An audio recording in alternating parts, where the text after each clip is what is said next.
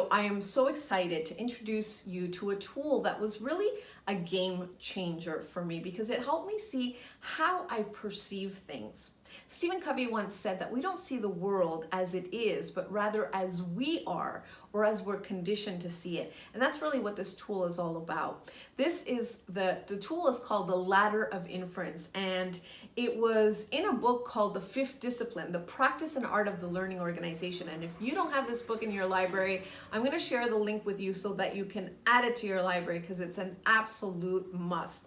And what this tool really says is that when we see or hear things, we're not seeing it as it is. In other words, we selectively see or hear things. And then what happens is we attach meaning to what we're seeing or hearing. And then after that, we create assumptions. And based on those assumptions, repeatedly, we draw conclusions. And those conclusions lead to our beliefs, how we approach the world. And that dictates our behavior. And it's just this constant loop that we're in. So you can see that from that perspective, the Ladder of Inference, what it's saying is that we're usually not seeing situations purely based on fact. We add a lens to it. Let me give you an example from my own life that might clear things up. So I once submitted a proposal to a client, and I was waiting back to hear whether or not it was approved.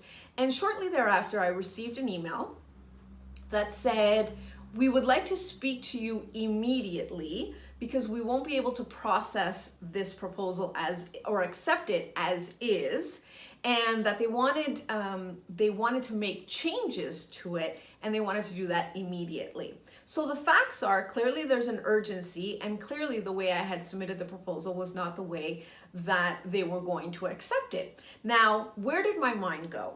So you know a little bit about me, I'm a perfectionist. My mind went to, my bid was too high, something I did was not good enough, it's not satisfactory the way that it is.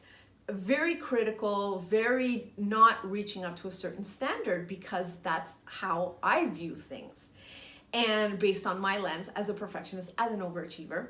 And what was interesting about that situation, which teaches me that I'm not perceiving things as they are, is that the client came back to me and said, "We have additional funds in our budget," and they wanted to use that additional fund to grow or increase the scope of the project. So they actually wanted the project to be bigger than what I had submitted.